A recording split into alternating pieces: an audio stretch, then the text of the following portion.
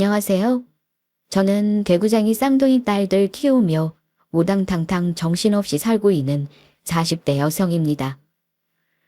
요즘 부쩍 장난기가 많아진 아이들이 작당을 하고 엄마 놀리는 재미에 푹 빠져 있는 바람에 다른데 눈 돌릴 틈도 없이 복잡거리며 지내고 있어요. 아이들 학교 보내고 나서야 간신히 한숨 돌리곤 합니다. 아이들이 있을 때는 워낙 소란스러워 그런지 썰물처럼 아이들이 빠져나간 자리를 보고 있자면 도리어 마음이 고요하게 가라앉는 기분이 들곤 하죠. 이럴 때 사람이 참 상함이 많아져요. 한동안은 그 시간이 참 어색하게 느껴졌는데 요즘 친구들로부터 이 채널을 소개받은 이후로 잔잔한 가운데 다양한 인생사 들으면서 심신의 위로를 받고 있습니다. 지금이야 많이 안정이 되긴 했지만 이렇게 몸도 마음도 일상으로 돌아오기까지 저도 제법 애를 먹었습니다. 결혼하신 분들이야 시댁과 크고 작게 마찰을 겪는 일이 일상 다반사겠습니다만 저는 제가 생각해도 그 정도가 심했어요. 뭐 그렇게 잘난 놈이라도 아들 가진 유세란 유세는 다 떠는 시어미 밑에서 살다 정말이지 사리가 나오는 줄 알았습니다.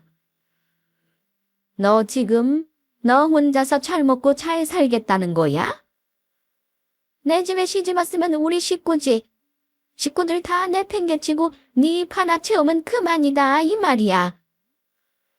아이고, 동네 사람들 다 비웃을 소리를 하고 계시네요. 누가 어머니 식구예요? 어머님이 단 한 번이라도 저를 식구로 받아들여 준 적이 있으세요? 입에 침이나 바르고 거짓말하세요. 식구는 무슨. 딱 듣기에도 사이좋은 고부간이라 보기는 어렵겠죠? 맞아요. 결혼 생활 내내 시어머니와의 관계는 그야말로 최악이었습니다. 그렇다고 제가 노력을 해보지 않은 것도 아니에요. 저는 할 만큼 했다고 생각합니다. 그러나 어느 인간관계라 하더라도 한쪽만 노력해서 되는 관계가 있겠습니까? 저 혼자 노력을 하고 또 하고 그리 용을 써봐도 며느리 그저 만만하게만 보고 우습게 여겼던 시댁 식구들의 진정한 식구로 받아들여지는 일은 없었습니다. 애초에 시댁꼴이 저 모양이라는 걸 알았더라면 제가 미치지 않은 이상 저 집으로 시집을 갔겠습니까? 저 인간들도 처음에는 제법 멀쩡한 사람 행세를 했었죠. 특히 남편이라는 인간이 더더욱 그랬습니다. 남편을 처음 만난 건 대학 연합동아리 활동에서였어요. 남편은 저를 처음 볼 때부터 관심을 표했으나 사실 저는 남편한테 별로 관심이 없었습니다. 그도 그럴 만한 게 외모로 보나 조건으로 보나 제 쪽이 월등히 나은 편이었습니다. 다른 남자들처럼 자기가 관심 주는데 왜 무시하냐며 적반하장으로 굴었더라면 진작 떨곤 했을 텐데 그래도 머리는 굴릴 줄 아는 사람이었어요. 제가 관심 없다는 티를 대놓고 내자 깔끔하게 떨어져 나가는 줄 알았습니다. 제 주변 인맥을 여기저기 기웃거리며 저에 관한 정보를 수집하고 다닌 줄은 결혼 전까지만 하더라도 꿈에도 몰랐어요. 치밀해도 참 못돼 처먹은 방향으로 치밀한 인간이었죠. 남편이라는 작자는. 당시 만나던 남자친구가 바람을 피워 다소 껄끄럽게 헤어지고 나서 만만치 않은 취업 준비까지 겹치게 되니 나름대로 당차다고 자부했던 저도 김에 부치더라고요. 그때 남편이 다시금 제게 접근을 했습니다. 그렇게 조금씩 연락이 오가면서 저도 모르게 제 힘든 사정도 조금씩 털어놓게 되고 의지를 하게 되더라고요. 그렇게 연애를 시작한 남편은 저랑 만나면서 간이고 쓸개고 다 빼줄 것처럼 요란스럽게 굴었습니다. 저도 여자인지라 저 없으면 죽는 신용이라도 할 것 같은 남자 모습을 보면서 저도 모르게 어깨가 으쓱했습니다.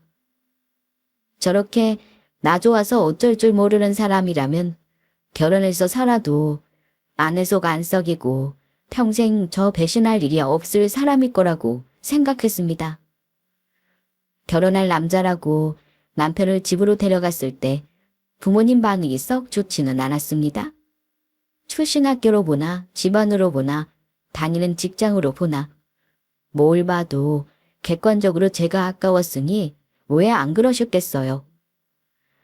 다소 처지는 자식이라 할지라도 내 자식이 아깝다고 할 판에 보이는 모든 것이 마음에 차지하는 사윗감이었으니 저희 부모님 그러시는 게 이해가 가지 않는 게 아니었습니다. 사실 남편을 부모님께 인사시키면서도 부모님이 별로 좋아하지 않으실 거라는 예상은 했습니다. 치영아, 네가 우리 자식이라서가 아니라 지금부터 당장 선을 봐도 훨씬 괜찮은 남자들 네 앞에 줄을 설 텐데 꼭 그 사람이랑 결혼을 해야겠어? 그래. 아빠도 사실 그 사람 별로 마음에 들질 않아. 당장 헤어지지 못하겠으면 결혼이라도 좀 시간을 두고 생각해 보는 건 어때? 엄마, 아빠. 내가 연애를 안 해본 것도 아니고 잘났다는 놈 만나보니 저 잘난 줄 너무 잘 알아서 바람이나 피고 다니더라. 이제 이래저래 기싸움하는 것도 피곤해. 저 사람은 내 말이 나면 콩 심은데 판난다고 해도 고지고대로 그러려니 할 사람이야. 겪어보니 그런 사람이 옆에 있으니 제일 마음이 편하더라. 나는 결혼해서도 내 인생이 평안했으면 좋겠어. 저 사람이랑 살면 그렇게 살 수 있을 것 같아. 저 사람 조건이 좀 처져서 엄마 아빠가 걱정하는 것도 이해하는데 그래도 사람만 봐줄 수는 없을까? 결혼하기 전까지는 제 부모님 환심 사겠다고 남편도 저희 친정의 지극정성이었습니다. 하기야 내세울 것 하나 없는 사람이 잘 보일 방법이 그것 말고 더 있겠어요? 그저 입안에 혀처럼 구는 것 말고 자기도 별 방법이 없었을 겁니다. 그럼에도 불구하고 저 시집 보내는 그날까지도 저희 부모님 마음이 완전히 열리는 일은 없었지만요. 이런 저희 집의 부정적인 반응과는 다르게 시댁에 첫인사를 갔을 때는 제가 아주 환대를 받았습니다. 남편이 어떤 말로 구워 삶았는지는 몰라도 남편 수준에 저 같은 여자 다시 만날 일은 없을 테니 어떻게든 저를 잡아야 한다고 생각했겠죠. 그렇게 생각했으면 시집와서 좀 잘해줄 일이지. 절 제대로 취급해준 건 그때가 유일했던 것 같네요.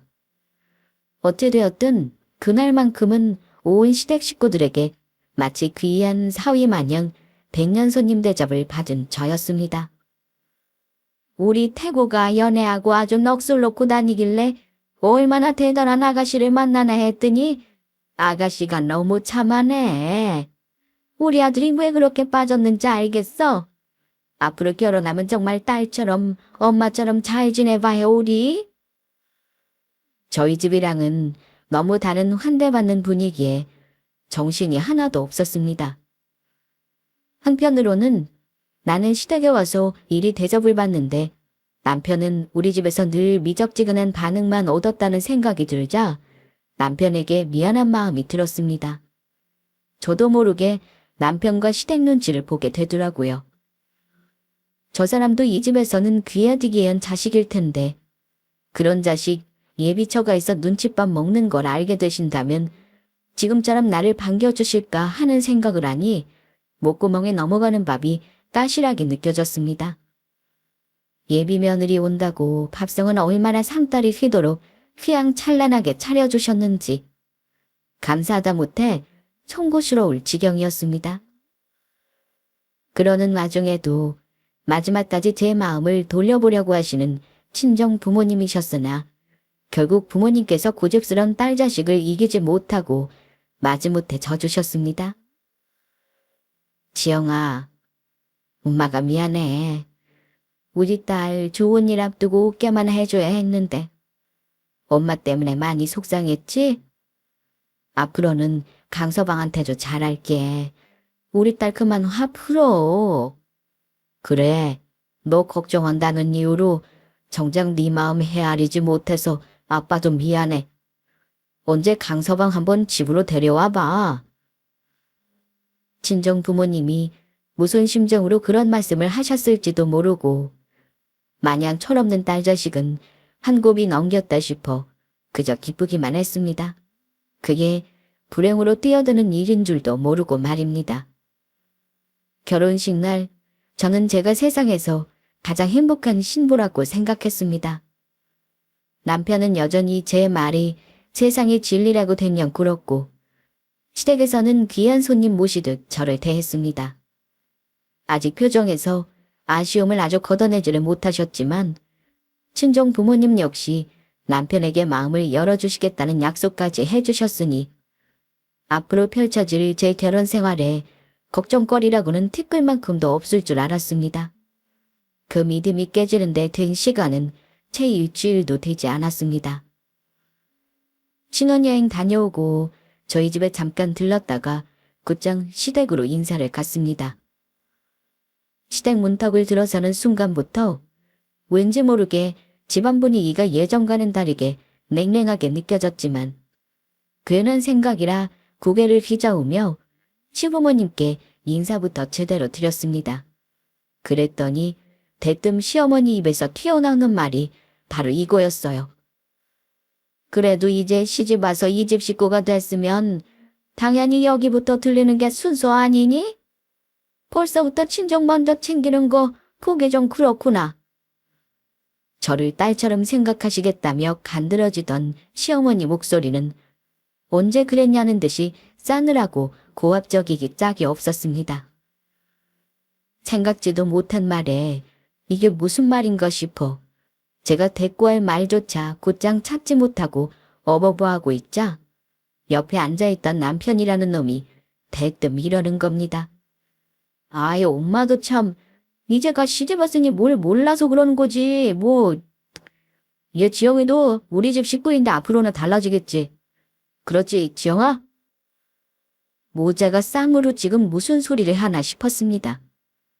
그 후로 남편이 신혼여행에서 사온 기념품을 신이 나서 풀어놓으며 시댁 식구들끼리 뭐가 그리 재미난지 한참을 깔깔거렸으나 제 머리는 마치 망치로 얻어맞은 듯 띵해서 정신을 차릴 수가 없었습니다. 태구 씨, 아까 도대체 무슨 뜻으로 그런 말을 한 거야? 우리가 우리 집 먼저 들른 게 그렇게 잘못한 일이야? 이럴 때는 보통 친정부터 먼저 들른다며. 우리가 거기 길게 있었던 것도 아니야. 우리끼로는 신혼여행 다녀와서 장시간 비행기 타느라 지친 사람들이 밤늦게까지 잡아둔 당신 본가가 더한 거 아니야? 우리 엄마 아빠는 우리 강서방 피곤해서 안 된다고 우리 앉자마자 요괴부터 시키고 곧장 보내줬어. 그게 어머님한테 친정 챙긴다는 소리까지 들을 일이냐고. 그것만 해도 기가 막힌데 당신 대답은 또 그게 뭐야? 시집 와서 잘 몰라서 한 거라고? 그럼 이제 친정이랑은 연이라도 끊고 시댁님만 신경 써라. 뭐 그런 뜻이야. 한밤이 되어서야 겨우 시댁에 풀려나오고서야 분해서 남편에게 쏘아댔습니다. 어떻게 제 집 식구 되자마자 저렇게 싹 안면몰수를 하고 태도를 180도 바꿀 수가 있어요? 저 정도면 사기 아니에요. 생각을 하면 할수록 분했어요. 거기다 대고 제 엄마 편을 들면서 헛소리를 해대는 남편은 불난데 기름을 부은 거나 마찬가지였습니다. 아직은 제 눈치를 보던 남편이 땀을 뻘뻘 흘리며 나름의 해명을 했습니다. 아이, 자기야. 내가 정말 그렇게 생각해서 그렇겠어? 우리 결혼하고 신혼여행 다녀와서 우리 식구들한테는 처음 인사드린 거잖아. 그런 자리에서 괜히 말 뾰족하게 해서 분위기 싸하게 만들면 결국 누구한테 손해겠어? 제 사람 들어오자마자 집안에 분란 생겼다며 괜히 자기를 고깝게 보실 거 아니야. 난 그래서 자기 생각해서 그런 거지. 자기 좀 먼저 들른 거 나 아무렇지도 않아. 지금 생각하면 말이 같지도 않은 변명이지만 워낙 한순간에 뒤바뀐 시어머니 태도에 당황을 한지라 솔직히 저도 어떻게 대응을 해야 할지 갈피를 못 잡고 있었습니다. 상황이 이렇게 된 마당에 결국 믿을 건 남편뿐인데 저 사람까지 적이라고 생각하면 정말 답이 없었습니다. 그렇게 그 말도 안 되는 상황을 오영부영 넘기고 말았어요. 결혼 직후에도 여전히 회사 생활을 하고 있었기에 새로운 생활에 적응하랴, 회사 생활하랴, 몸이 두 개라도 모자란 나날들을 보내고 있었습니다. 그런 와중에 가장 스트레스였던 건 시도 때도 없이 걸려오는 시어머니 전화였어요. 어머님, 제가 업무 시간 중에는 전화 받기 어렵다고 말씀드렸잖아요. 혹시 다른 급하신 일이라도 있으신 거예요? 얘가 아주 세상 일은 혼자 다 아는 것처럼 유세를 떨어? 너 지금 네 남편보다 좋은 직장 다닌다고 시위하니? 여자가 시집을 왔으면 가정생활에 충실한 게 첫 번째지. 너 벌써부터 이렇게 어른 말을 우습게 여기면 내가 너를 믿고 우리 집을 맡길 수 있겠어? 결혼 직후부터 시어머니한테 며느리인 제 존재는 아들보다 잘난 조건으로 당신 귀한 아들 기를 죽이는 얄밉고 괘씸한 여자였습니다. 대체 저를 이렇게까지 미워하고 고깝게 볼 거면 애초에 왜 자기 아들하고 결혼하도록 내버려 둔 건지 이해가 안 갈 지경이었어요. 어디 그뿐인가요? 결혼 전에 저를 공주 떠받들듯 하면서 제 환심을 사려고 가져내를 쓴 건 오히려 시어머니 쪽이었습니다. 제 입장에서는 뒤통수를 맞아도 이보다 더 거하게 맞을 수가 없는 일이었습니다. 집도 좀 산다 하고 우리 태구가 그렇게 너랑 결혼 못하면 죽는다고 난리를 쳐서 허락했더니 정작 처가덕이라고는 하나도 본 것 없고 그러면 너라도 죄송한 줄 알고 더더욱 우리 태구랑 우리 집안의 정성을 보여야 할 것 아니야? 말을 들으면 들을수록 기가 찼습니다. 그러니까 애초에 저희 집에서 딸 시집 보내면서 뭔가 콩고물이라도 좀 떨어질까 싶었는데 그러질 않으니 본인 심기를 거슬렀다. 그거 아닙니까? 그러는 시댁이라고 저희 결혼하면서 크게 보태준 것도 없었어요. 집은 애초에 반반해서 마련하기로 했으나 제가 모아둔 것이 더 많았으니 사실 반반도 아니었습니다. 저희 친정에서 신혼집 마련해주지 못할 형태는 아니었으나 가뜩이나 남편을 탐탁지 않게 생각하시는 저희 친정 부모님한테 신혼집 해달라는 얘기까지 꺼내고 싶지는 않았습니다. 딸 그 집안에 보내는 것만으로도 속이 쓰리실 텐데 신혼집 마련할 능력까지 없다는 걸 아시면 부모님 억장이 얼마나 무너지셨겠습니까? 남편은 저보다 집에 보탠 게 훨씬 적으면서도 돈이 모자랐는지 나중에 알고 보니 시댁에서 얼마간 돈을 맡기는 받은 모양이더라고요. 그렇다고 그게 액수가 큰 것도 아니었습니다. 그리고 애초에 집에 돈은 제가 더 썼는데 그걸로 저한테 생색을 내는 건 좀 아니지 않나요? 시어머니라는 사람하고 대화를 나누면 나눌수록 스트레스만 쌓여갔습니다. 어떡해. 나 이 집에 시집 오기 전이랑 지금이랑 저렇게까지 태도가 다르실 수가 있어? 나 정말 이런 대접 받으면서 당신이랑 살아야 해? 엄마가 워낙 자식들을 아끼셔서 그래서 서운해서 더 저러시는 걸 거야. 자기 나랑 사는 거지 우리 엄마랑 사는 거 아니잖아. 누가 뭐래도 나는 자기 편이라고. 자기도 알지? 아직 완전히 안심할 단계까지는 아니라고 생각했는지 시어머니보다는 남편이 더 얕게 굴었습니다. 이미 하는 행동에는 변화가 있었으나 그래도 입으로는 항상 제 편이라는 소리를 입에 침도 안 바라고 내뱉은 남편이었습니다. 사실 제가 믿을 게 그거 말고 또 뭐가 있었겠어요? 곡장이 터지는 와중에도 그래, 저 사람이 내 편인 게 가장 중요하지 하고 애써 마음을 달랬습니다. 결혼식까지 끝나 같이 사는 마당에 이제 와서 결혼을 물릴 수 있는 것도 아니고 저도 모르게 자꾸만 합리화를 하게 되더라고요. 시어머니가 저를 못마땅해 하는 건 당신 아들보다 제가 잘났다는 것만이 전부는 아니었습니다. 제가 친정에 뭐 하나라도 해줄까 싶어서 아주 눈에 불을 켜고 달려들더라고요. 특히나 명절에 양가에 똑같이 선물을 해드려도 저희 집엔 더 좋은 거 해줬을까 싶어서 눈을 새무로 뜨시는 시어머니였습니다. 너 태고보다 벌이 좀 더 된다고. 친정이 더 신경 쓰고 그러는 거, 그거 정말 잘못된 거다. 넌 엄연히 유부녀고 줄과 외인이야. 그 집안에서도 그걸 인정했으니 딸 자식 우리 집에 시집 보낸 거 아니겠니? 아무쪼록 자중하고 가족끼리 서로 감정 상할 일이 없도록 네가 더 마음을 써야 해. 그래야 가정이 평화로운 거다. 저희 엄마 아빠가 저 시집을 보낸 거지 자식을 내다 버린 건가요? 이 집에 시집 왔다고 마치 저희 부모님과 제 부모 자식 간의 인연이 끊기기라도 한 것처럼 말하는 시어머니한테 기가 막혔습니다. 본인 딸 시집 보내고도 저런 말 같지도 않은 소리를 할까 생각해보니 바로 답이 나왔어요. 시어머니 얼굴은 물론 성격까지 쏙 빼닮아 얄밉게 짝이 없던 시누이는 시어머니와 아주 쿵짝이 잘 맞았습니다. 그야말로 한 장의 짝꿍이 따로 없었죠. 너만 만날 그렇게 좋은 거 혼자 쓰지 말고 우리 태희 신경도 좀 쓰거라.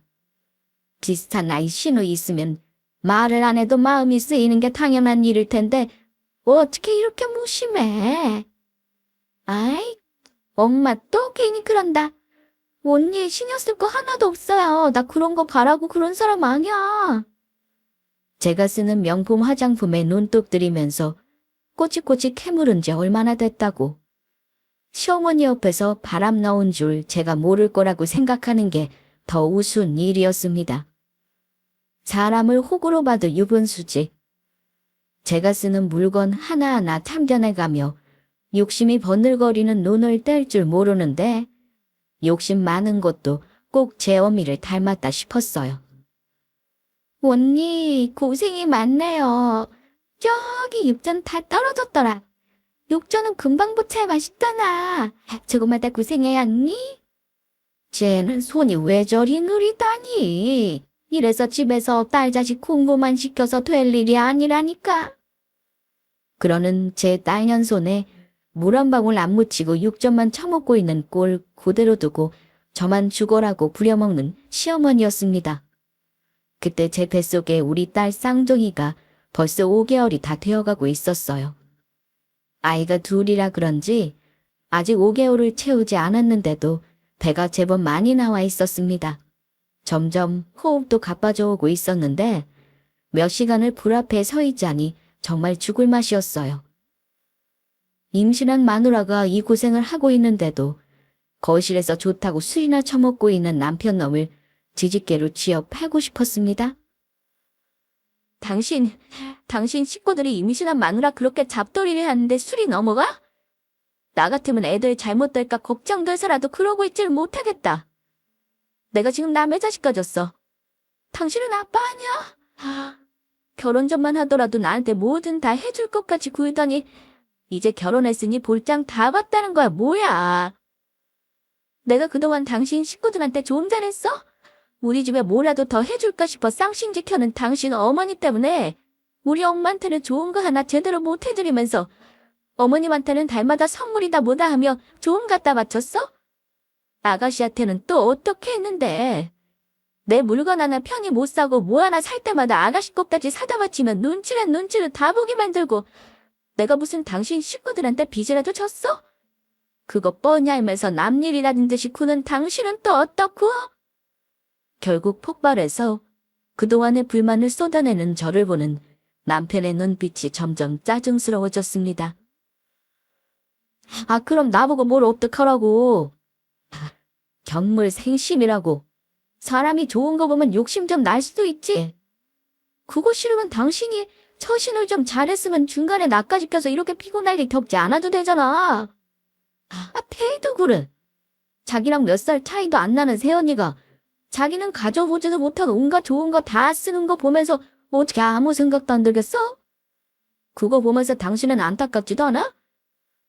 마지못해 자기 살 때 하나 더 산 거 가지고 뭘 그렇게까지 생색을 내. 그러니 우리 식구들이 당신한테 정을 붙일 수나 있었겠어? 척반하장도 유분수지. 오히려 큰 소리를 내는 남편놈한테 살이까지 느껴질 지경이었습니다. 배신감에 내 속까지 부글부글 끓는 기분이었어요. 당신 그게 지금 당신 아이까지 가진 아내한테 할 소리야? 대체 이럴 거면 당신 왜 결혼했어? 결혼을 했으면 부모한테 정신적으로 독립해서 가정에 충실해야지. 내가 이런 당신을 어떻게 믿고 같이 쌍둥이로 키워? 당신이 먼저 우리 식구들 가족으로 여기고 잘했으면 내가 이러겠어? 당신 잘난 거 알아서 은근히 우리 집 식구들 무시하고 우습게 여긴 거 내가 모를 줄 알아. 아, 당신보다 한참 처지는 모자란 남편하고 같이 사니 시댁 식구쯤은 우스워. 당신 부모님들도 나들 못마땅하게 생각하는 거 내가 다 참아줬으면 당신도 그 정도는 감수해야지. 화가 나다 못해 머리가 어질어질할 지경이었습니다. 결혼 허락 받겠다고 제 부모님 앞에서 굽신대던 남편은 결혼 이후로는 처가의 발길을 딱 끊어버렸습니다. 부모님 생신, 명절 연락도 제대로 안 드려서 제가 대신 식은땀을 흘리며 변명을 한 것도 한두 번이 아니었어요.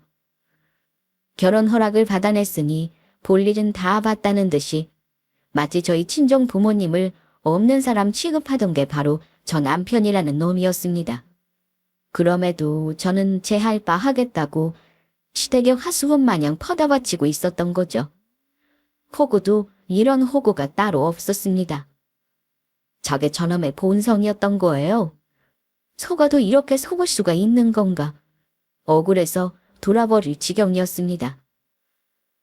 그날부터 저는 더는 시댁의 호구를 자처하지 않았습니다. 남편이라는 놈 하는 꼴을 봐서는 제 잘못이라고는 절대로 인정할 기색이 아니었습니다. 제 본색 숨길 때도 저와 제 부모 우습게 본 놈이 이제 제가 애까지 가졌다고 본색 드러난 판에 제 부모님에 대한 태도가 바뀔 리가 없었습니다. 그렇다면 저도 저놈 식구들한테 잘 보일 일 없죠. 자신 안 보고 살면 딱 좋을 인간들이었습니다. 뻔질나게 걸어오는 시어머니 전화를 받지 않으니 그 성질머리에 두화가 치민 모양이었습니다. 제 회사 앞까지 와서 제 이름 대며 들어오겠다고 난리를 피운 게 사무실에까지 전해졌어요. 경우가 없어도 어찌 이리 경우가 없나 싶어 열이 확 뻗쳤습니다. 지금 뭐 하시는 거예요? 저희 엄마가 태구 씨 직장 가서 이 지태를 부려도 가만 계시겠어요. 도대체 저한테 왜 이러세요? 사위랑 며느리랑 같아? 너 이게 무슨 버르장머리야? 감히 어른 연락도 못 본 척 너 너희 집에서 이렇게 배웠니? 이제 그 집 식구라면서 또 우리 부모님은 왜 끌어다 욕하시는데요? 어머니 정말 적당히 좀 하세요. 저도 정말이지. 참을 만큼 참았던 터라 처음으로 시어머니 앞에서 큰 소리를 낸 거였습니다. 저 사람이 뭐라고 내가 그렇게나 눈치를 봤나 싶어 허탈할 지경이었습니다. 당신 아들한테 또 무슨 말을 한 건지 퇴근하고 들어가니 남편이 도끼 눈을 뜨고 저를 기다리고 있었습니다. 당신 엄마한테 그게 무슨 짓이야? 당장 가서 사과드려. 내가 미쳤다고 사과를 해. 네 엄마 무슨 짓 했는지는 못 들었니? 너 아주 이혼당하고 싶어서 작정했어. 너 계속 이따위로 굴면 뱃속에 애고 뭐고 너랑은 계속 못 사니까 그런 줄이나 알아. 그러고는 문을 쾅 닫고 들어와 버렸습니다. 홧김에 그냥 한 소리가 아니었어요. 계속 저렇게 구는 것 같으면 저런 인간을 어찌 믿고 같이 애를 키운단 말입니까? 제가 생각보다 강경하게 나오자 남편도 그제야 아차 싶었던지 방문 앞에서 빌빌대기 시작했습니다. 여보, 아까는 내가 너무 흥분을 했어. 자기 화 가라앉혀. 우리 딸내미들 놀라겠다. 엄마한테는 내가 잘 말씀드릴 테니까 너무 걱정하지 말고, 어? 그때라도 그만 그놈하고는 갈라서야 했는데 당장 이혼 도장 찍고 싶은 마음 만만이면서도 뱃속 아이들을 생각하니 차마 이혼을 결심하기가 쉽지가 않았어요. 저러움에 눈물을 또르륵 흘리면서 생각한 건 따스한 엄마의 품이었습니다.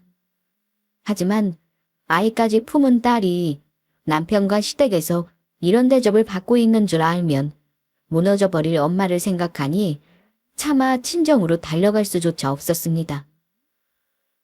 본인들 자서 잘못될까봐 걱정은 됐는지 아니면 남편이 또 무슨 말을 한 건지는 몰라도 그러고 아이 낳을 때까지는 시댁도 좀 잠잠했습니다. 그렇다고 완전히 돌아선 제 마음이 다시 돌아올 리는 만무했지만 말입니다. 그렇게 행복하기만 해도 모자랄 시기에 아이 아빠에 대한 원망이 가득한 채로 우리 가연이 나연이가 태어났습니다. 제 아빠와 친가 식구들 미운 것과는 별개로 제 눈에는 그저 사랑스럽기만한 귀엽고 소중한 아이들이었습니다. 바라던 손자가 아닌 손녀라고 별로 눈길도 주지 않던 시어머니와는 달리 저희 아이들을 바라보는 친정 부모님 눈에서는 꿀이 뚝뚝 떨어졌습니다. 특히 저희 친정엄마 눈은 감격에 촉촉하게 젖어 있었어요. 예, 치영아. 어쩜 이렇게 너 태어났을 때랑 똑같이 생겼는지. 야, 유전자가 정말 신기하긴 하구나. 너 막 낳았을 때 생각도 나고. 딸, 우리 딸 많이 아팠지? 정말 고생했어. 제 자식 봤다고 입이 귀에 걸린 남편한테도 못 들은 말을 해주시는 엄마 때문에 눈물이 핑 돌았습니다. 지금 제가 속으로 무슨 생각을 하고 있는지 아시면 엄마의 기쁨의 눈물이 피눈물로 바뀔 것 같아 마음이 찢기는 듯 했어요. 아이가 하나도 아니고 둘이나 되었기에 육아휴직은 불가피했습니다. 그럼에도 아직 미처 추스르지 못한 몸으로 신생아를 둘이나 보는 일은 벅찬 일이었어요.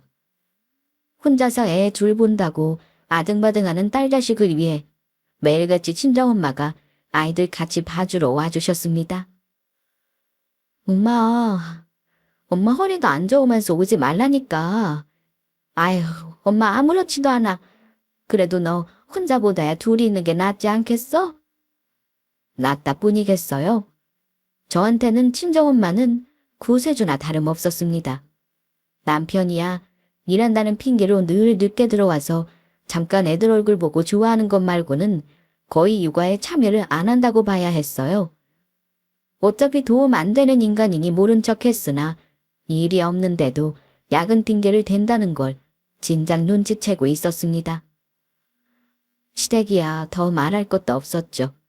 행여나 애 봐달라고 부탁 한번 할까 싶어 전에 없이 몸을 사리는 꼴을 보니 상대도 하고 싶지 않았어요. 그동안 결혼하고 제가 겪은 고초를 한 번도 엄마한테 털어놓은 적은 없었으나 친정엄마가 저희 집에 드나들기 시작하면서 점점 엄마도 눈치를 채기 시작하셨습니다. 치영아, 결혼 생활이라는 게 참 쉽지가 않지? 엄마도 겪어봤잖아. 살면서 답답함을 못 견딜 것 같거나 그게 아니더라도 엄마는 언제나 너 필요할 때 같이 있어줄 거라는 거 알지? 자식은 부모한테 창피하고 그런 거 없는 거야? 차마 자존심에 부모님 상처 줄까봐 제가 차마 털어놓지도 못하는 걸 알고 하시는 말씀이셨어요. 그날 엄마 가시고 아이 재워놓고 숨죽여서 얼마나 울었는지 모릅니다. 하늘 아래 저 위에 주는 이들은 친정 부모님 뿐이셨습니다. 아이들 이제 겨우 스스로 제 몸 가눌 정도로 자랐을 무렵 그쪽 속이 더부룩하다는 말씀을 자주 하시는 엄마셨어요. 엄마, 자꾸 아픈데 참지 말고 병원에 가자. 자꾸 고집 부리지 말고. 안 그러면 내가 억지로라도 끌고 갈 거야. 당장 내일이라도 나랑 같이 가. 아유, 애들 때문에 집 밖으로 얼씬도 못하면서 무슨. 알았어. 엄마 내일 병원 꼭 갈 테니까 애기들 보고 있어. 저 어릴 때도 만성 위염을 달고 사셨기에 또 위염이 도졌나 싶었어요. 아무래도 딸 자식 평온하게 살지 못하는 걸 보니 더 스트레스를 받으신 건 아닌가 마음이 쓰였습니다. 그러나 뜻밖에도 엄마의 병명은 위염이 아니었어요. 지영아, 어떡하냐? 너희 엄마 암이란다. 결과 나오는 날 동행한 아버지가 울먹이는 목소리로 제게 전화를 하셨습니다. 엄마가 암이라니 생각지도 못한 결과에 휴대폰을 쥐인 손이 벌벌 떨렸습니다. 그 길로 아이 둘을 이고지고 친정으로 내달렸습니다. 아이고, 얘가 이게 무슨 일이야? 애들 바람 들어. 엄마 아프다고 이러고 뛰어온 거야? 아유, 엄마 괜찮아, 지영아. 괜찮긴 뭐가 괜찮아. 엄마. 엄마를 위로를 해드려도 모자랄 판에 엄마의 암 발병 소식에 그간 참았던 서름까지 한꺼번에 터져버리고 말았습니다. 그 가족 같지도 않은 인간들한테 시달리는 동안 내 엄마 얼굴이나 한 번 더 볼 것을, 미리 병원 한 번 모시고 갈 것을, 후회가 끝도 없는 눈물로 쏟아져 내렸습니다. 그날로 저는 거의 친정으로 출근을 하다시피 했습니다. 아침마다 애들을 이고지고 뒤도 안 돌아보고 친정으로 향하는 제게 남편이 뾰족하게 굴었습니다. 가정 있는 여자가 친정 나들이도 하루 이틀이지 집에 붙어 있을 일이지 어딜 자꾸 싸돌아다녀? 나들이 같은 소리하고 자빠졌네. 당신 장모님 위암이란다. 한 집에서 대사시 봐드리면서 우리 엄마가 아픈 줄도 몰랐지? 너 같은 놈도 사위라고. 어차피 애들 보는데 보탬이라고는 안 되면서 내가 어디서 애를 보든 무슨 상관이야. 나 건드리지 마. 안 그래도 터지게 일보 집단이니까. 그렇게 소리를 버럭 지르고 나와버렸어요. 내 부모가 중하지. 나를 가족으로 취급하지도 않는 남편놈이나 시가인간들이 뭐라고 하든 이제 알 바 아니다 싶었습니다. 그저 하루라도 엄마 곁에 더 붙어있고 싶었어요.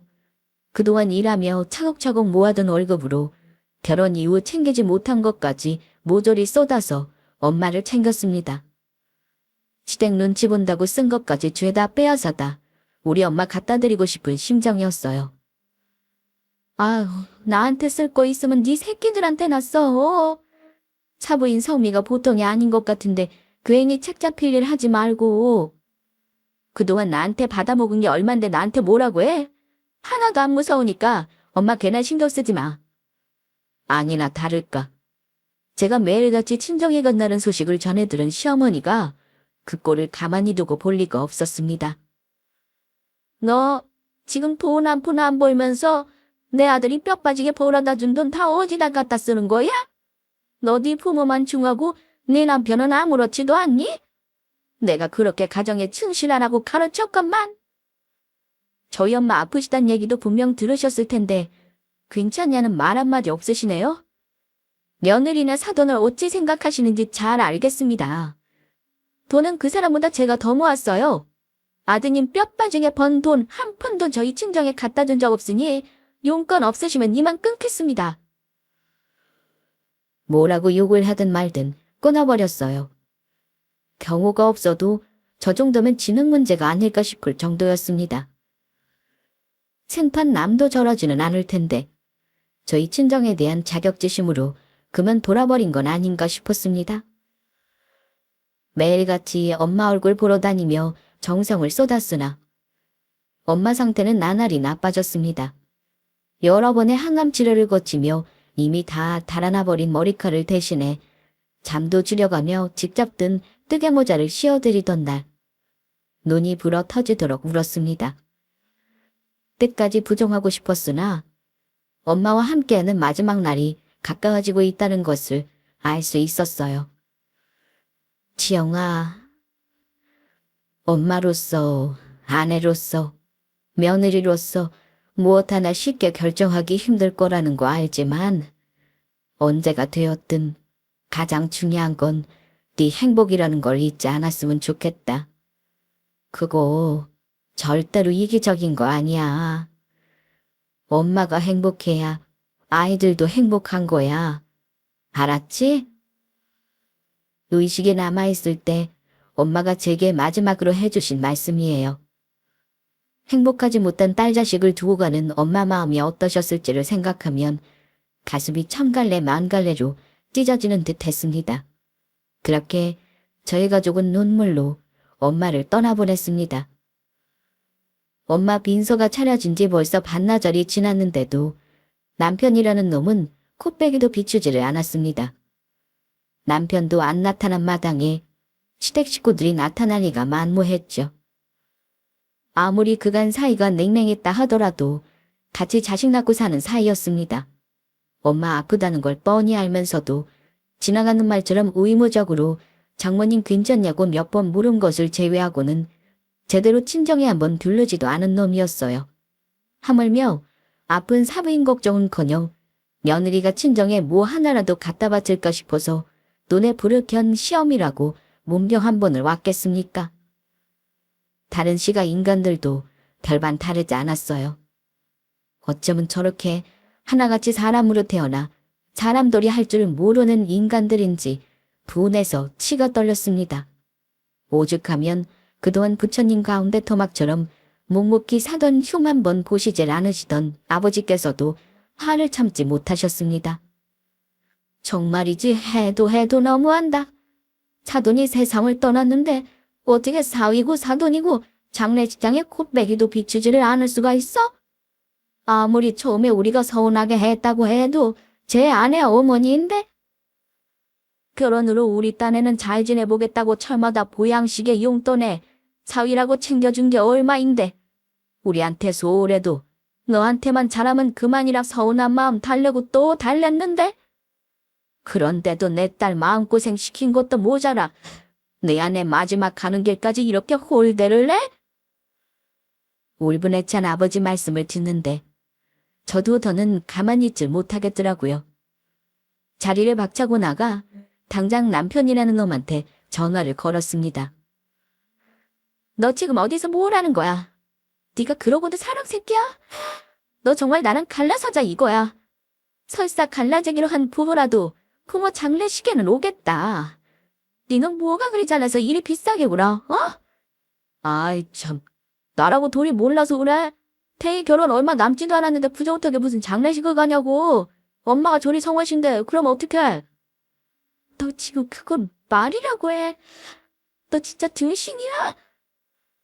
제가 할 수 있는 욕이란 욕은 죄다 놈한테 퍼부었습니다. 그러고도 분이 풀리지 않아 손이 벌벌 떨렸어요. 그렇게 장례식 첫날이 거의 저물어가고 있었습니다. 시어머니에게 한 통의 전화를 받았을 때는 조문객들이 거의 빠져나간 다음이었어요. 너 내 아들한테 그런 막말을 해. 니까지 게 감히 뭔데 내 아들을 함부로 내? 그럼 우리 딸 결혼 얼마나 남았다고 결혼식장에서 부정 탈 일 있어? 네 엄마인데 그렇게 좋은 너나 혼자 지킬 일이지? 지금 그건 말이라고 해요. 당장이라도 저 시험이라는 여자 사지를 찍고 싶었습니다. 사람이면 이럴 수는 없는 거예요. 그렇지 않습니까? 저도 모르게 머리끝까지 분노가 차올라 국수심으로 기운이 뻗쳐올랐습니다. 오냐, 엄마 장례식만 끝나고 보자. 저 빌어먹을 놈의 집구석과는 영영 인연을 끊으리라 다짐하며 이를 바득바득 갈았습니다. 그러니 이튿날 날이 밝자마자 우르르 몰려온 그 인간들을 보고 저나 저희 아버지가 얼마나 황당했겠습니까? 아가씨 결혼에 부정탄다며 할 말 못할 말 못 가리더니 여기는 뭐하러 오셨어요? 애도 참. 그럼 사부인 가시는 걸 모르는 척해? 그건 사람돌이 아니지. 그럼요 언니. 결혼식이 중요한 거요. 사돈어른 장례식이 더 중요하죠. 뭐 좀 도울 거 없어요?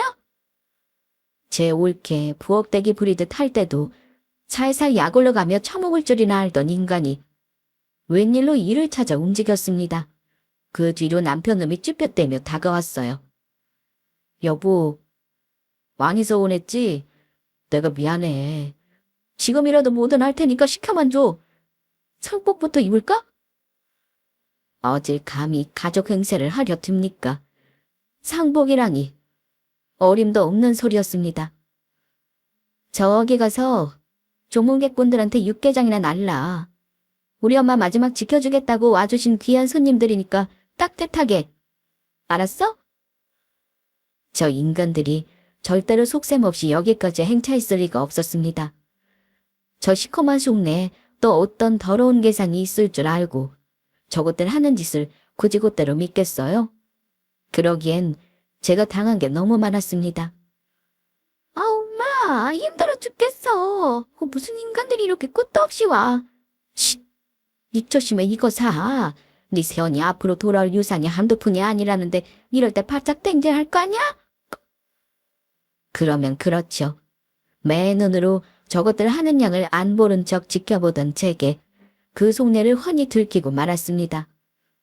어디서 들었는지는 몰라도 엄마가 제 앞으로 남겨준 유산이 상당하다는 걸 듣고 아차 싶었던 겁니다. 솔직히 놀랍지도 않았어요. 그거 아니면 저것들이 왜 여기까지 와서 부엌대기 취급을 받고 있겠습니까? 진작 저희 친정 식구들은 물론 장례식장 직원들까지 싹 빼고 장례식 내내 치가 인간들을 하인처럼 부려먹고 있었습니다. 저러다 누구 하나 허리라도 나갔으면 하고 속으로 저주를 퍼부었어요. 장례식 끝나고 치가 인간들도 꼴이 말이 아니었어요. 지들 딴에는 제 환심 사보겠다고 뼈가 빠지게 움직였나 본데 고작 그 정도로 제 울분이 풀릴 리 만무했습니다. 비굴한 웃음을 짓는 그것들에게 고개를 빳빳이 들고 말했어요. 애쓰셨어요. 조만간 한번 찾아가죠. 아랫사람 부리듯 하는 제 태도에 시어미 미간이 잠시 찌푸려졌으나 금세 표정을 펴고 살살 미소를 지었습니다. 마치 저 시집 오기 전 저를 꼬여낼 때처럼 말이죠. 며칠 지나지 않아 꼴도 보기 싫은 시댁으로 행차를 했습니다. 그동안 친정에 머물러 있어서 남편도 시댁에 가 있었어요. 뭐라도 좀 떨어질까 싶어 거지같이 침을 흘리는 꼴을 보니 제 선택에 옳았다 싶어 행동이 거침없이 나갔습니다. 저는 보란듯이 땅바닥에 준비한 두꺼운 서류봉투를 잘썩 집어던졌습니다. 이혼 서류야. 니놈하고는 더 떨어질 정도 없으니 잔말 말고 도장 찍어. 니들 같은 천박한 인간들이랑은 단 한순간도 더 얼굴 맞대고 있기 싫으니. 그게 무슨 소리야. 이혼이라니. 그럼 내 엄마 장례식도 안 오려고 한 놈을 내가 걷어줄 줄 알았어. 이 금수마도 못한 새끼야. 네 어미 장례식에서 우리가 얼마나 고생했는데 그게 무슨 소리야? 헉, 웃기지도 않는 소리 치워치워. 내 엄마 유산 노리고 뒤늦게 콩고물이라도 받아먹으려고 빌빌 귀여운 거 누가 모를 줄 알아? 이 천박한 여자야. 뭐야. 이제 유산 좀 받으니 눈에 뵈는 게 없어. 우리 집 차손까지 낳아놓고 어떻게 가족한테 이럴 수가 있어? 가족? 당신들이 왜 내 가족이야? 니들이 정말 나를 가족으로 생각했으면 엄마 일은 나한테 어떻게 이따위 쓰래. 감히 장모 사돈 장례식에 부정 탄다는 개만도 못한 소리를 어떻게 내뱉을 수가 있어? 니들은 사람 새끼 아니야. 사람도 아닌 것들 걷어줄 생각 추워도 없어. 여보, 이러지 마. 우리 애들 파서라도 제발. 넌 애들 생각해서 나랑 우리 엄마한테 그따위로 굴었어. 장모 아플 때 한 번은 안 찾아온 놈이 우리 엄마 유산에 눈 돌아서 거지처럼 빌밀대는 꼬라지 하고는. 네 빈대 같은 식구들하고나 지들이 공상 딸만 살아봐. 니까짓 것들 내 가족 아니니까. 여보, 여보. 아마 제가 친정 엄마로부터 유산 한 푼 받은 게 없었더라면 저 집구석 벗어나려고 이혼하겠다고 한들 저리 잡기나 했을지 의심스러운 인간들이었습니다. 그런 가치없는 인간들에게 더는 제 인생을, 우리 귀한 아이들 인생을 저당잡힐 수는 없었습니다. 무려 쌍둥이를 임신한 며느리 직장까지 찾아와 그 난동을 부린 걸 입증해줄 직장 동료들은 너무나 많았습니다. 이혼 사유가 차고 넘쳤다는 말이죠. 며느리 근무 시간에 전화로 업무 방해를 한 건 물론 지속적인 폭언에 대한 증거가 제 휴대전화에 고스란히 남아 있었습니다. 가정에 소홀하고 이 모든 정서적 폭력을 용인한 남편은 덤이었죠. 제 경제력이 남편 놈에 비해 훨씬 뛰어났으니 아이들에 대한 모든 책임과 권리 역시 제게 넘어왔습니다. 이혼은 어려울 것도 없었죠. 이건 저도 몰랐던 건데 제 딸년 시집 잘 보내겠다고 혼수 준비하면서 뒤로 저희 아버지 돈까지 빌렸더라고요. 그 사돈어른 딸을 그렇게 홀대해놓고 뻔뻔하기도 그렇게 뻔뻔할 수가 없었습니다. 당장에 저희 아버지께서 이자까지 져서 당장 갚지 않으면 소송 들어간다고 해서 그 집구석에 다시 한번 뒤집어졌습니다. 자기 시집 못 가면 어떡하냐고 시누이가 울며 불며 난리를 쳤다는데 뭐 제 알바인가요? 이혼하면서 저한테 집도 절도 다 뺏긴 전 남편 놈은 본가로 기어 들어갔다고 하는데 그 집안에 이혼에 대한 책임이 없는 인간이 없으니 만날 저들끼리 치고받고 난리도 아니라는 소리는 그 앞집 아주머니께 우연히 전해 듣게 되었어요. 하도 밉살스러운 짓을 하고 다녀 그런지 곳곳에 적들이 산재한 전 시험이었습니다. 그렇게 모든 일이 정리된 지도 이제 제법 시간이 흘렀네요. 저는 그러고 친정 근처로 이사를 했어요. 저도 저지만 엄마 먼저 보내시고 많이 쓸쓸해하는 아버지께서 저희 딸아이들 보면서 마음의 위로를 많이 받으셨습니다. 저 역시 아버지께서 가까이 계시니 심적으로 의지를 많이 하고 있어요. 지긋지긋한 시자 떼어내고 비로소 마음의 평화를 찾은 제 이야기는 여기까지입니다. 끝까지 들어주셔서 정말 감사해요.